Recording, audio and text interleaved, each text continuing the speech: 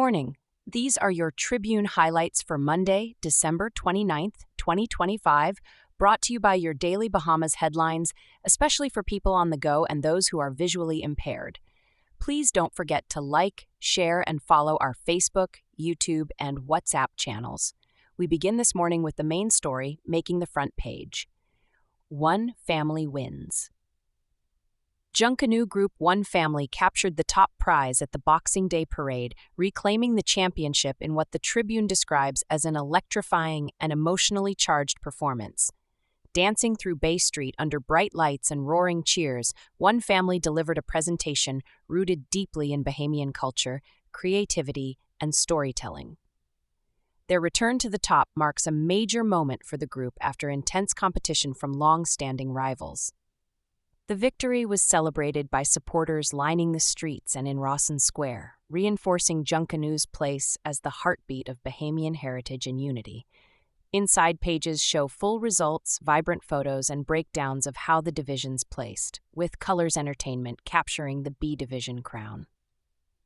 Turning now to national security and justice. Police Commissioner Shanta Knowles says there is nothing to hide in the investigation into the death of a man while in police custody. She has stated that an independent autopsy is expected to confirm the same findings as the initial examination. The commissioner emphasized transparency, noting that police have cooperated fully and that the matter remains under investigation. The family, however, continues to seek answers, and the story has intensified public discussion around accountability and trust in law enforcement. Also on the front pages, tragedy at the Freeport Container Port. A young engineer fell to his death in a workplace accident, prompting renewed concern about safety protocols at major industrial sites. The family of the victim is described as devastated, having lost their only child. Authorities say investigations are ongoing, while port officials and government agencies review safety standards and compliance measures.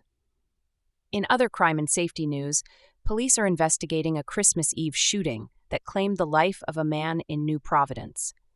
Separately, a jet ski rider died after being swept from his craft and later succumbing to injuries in hospital. There are also multiple court stories today, including 4 men denied bail in connection with an $18.4 million cocaine seizure, a man charged in a sex-related case involving a minor, and another who admitted to swindling more than $50,000 in a car purchase scheme. Moving to business and the economy, opposition leader Michael Pintard says Family Island economies are being hurt by what he calls rushed and poorly thought-out boating fee increases. He argues the changes have led to charter cancellations, reduced marina traffic, and financial strain on small businesses that depend heavily on marine tourism. Calls are growing for the government to revisit the fee structure to prevent further economic fallout. Meanwhile, the government deficit has surged sixfold to $61.9 million in September, driven largely by higher spending and debt servicing costs. The Ministry of Finance attributes the increase to salary payments, pensions, and rising operational expenses, raising fresh concerns about fiscal discipline as the country heads into a new year. There is also progress on digital finance. The central bank is targeting 120,000 users for the launch of the Fast Payment System, which is expected to modernize transactions, improve financial inclusion, and reduce reliance on cash across the Bahamas. In immigration news, entertainers and promoters are being reminded that short-term work permit applications must be submitted at least 30 days in advance. This comes as international artist appearances continue to draw attention to compliance with immigration and labor regulations. On the Insight page, today's featured commentary argues that the Freedom of Information Act must become a key election issue.